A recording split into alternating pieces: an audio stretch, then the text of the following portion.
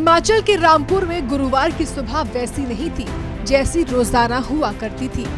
ये सुबह थी तबाही वाली। इसमें तेज बारिश और बादल फटने के बाद जो मंजर सामने आया वो डरा देने वाला था। नदियों की सहायक नदियां भी रौद्र रूप में बह रही थी, जिससे घाटी के इलाकों के साथ साथ ऊपरी इलाकों में भी सैलाब अपने साथ साथ सब कुछ बहा ले गया। इसी सैलाब में कुछ अपने अपनों से भी बिछड़ गए। वहीं इस तबाही के बाद अब मुख्यमंत्री सुखविंदर सिंह ठाकुर रामपुर के समिज गांव पहुंचे। सीएम के साथ शिक्षा मंत्री रोहित ठाकुर और विधायक रामपुर नंदलाल भी थे। यहां मुख्यमंत्री ने एनडीआरएफ दल से रिपोर्ट ली, प्रभावित ग्रीन को हाइड्रो पावर प्रोजेक्ट का निरीक्षण किया। वहीं उपायुक्त शिमला अनुपम कश्यप और पुलिस अधीक्षक संजीव कुमार ने मुख्यमंत्री को हालातों के बारे में जानकारी भी दी। और डेड बॉडी मिलने की जो संभावना बहुत ज्यादा पानी उम्मीद कम लगती है। जो मिसिंग लोग हैं उनकी मिलने की उम्मीद भी बहुत कम लगती है। तो स्कूल भी था यहाँ पर, बच्चों का स्कूल था और दुख इस बात का कि तकरीबन 7-8 बच्चे, तकरीबन 7-8 बच्चे हम सबको छोड़कर चले गए। हमारे बच्चे थे, उन्होंने अपनी जीवन देखा भी नहीं था और छोटी उम्र में हमको छोड़कर चले गए।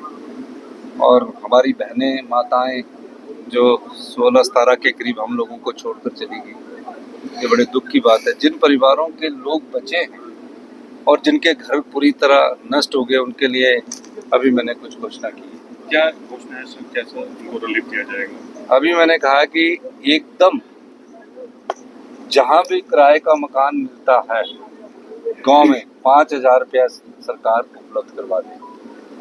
मतलब आज ही रात से उनको 5,000 रुपया घर का उपलब्ध करवा दे। तो सरकार वहन करेगी? नहीं, सारा किराया 3 महीने तक, जब तक हम उनको आपदा राहत में बरसात खत्म नहीं हो जाती, हम देंगे।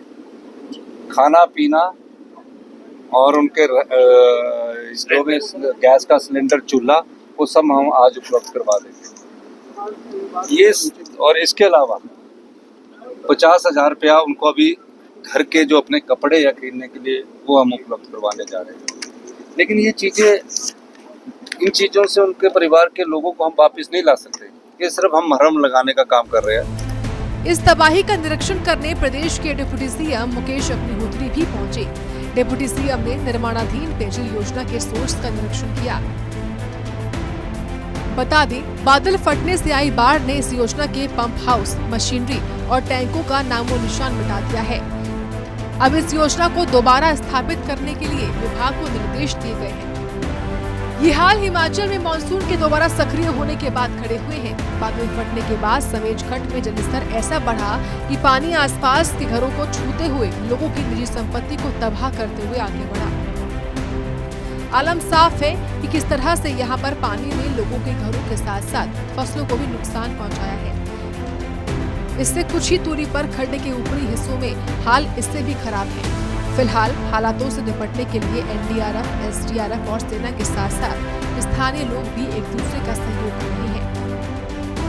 इसके साथ ही किसी भी तरह की अप्रिय घटना से बचने के लिए प्रशासन उन जगहों से भी लोगों को सुरक्षित जगहों पर पहुंचा रहा है, जहां पर डैम से छोड़े हुए पानी के चलते बाढ़ जैसे हालात बन सकते हैं।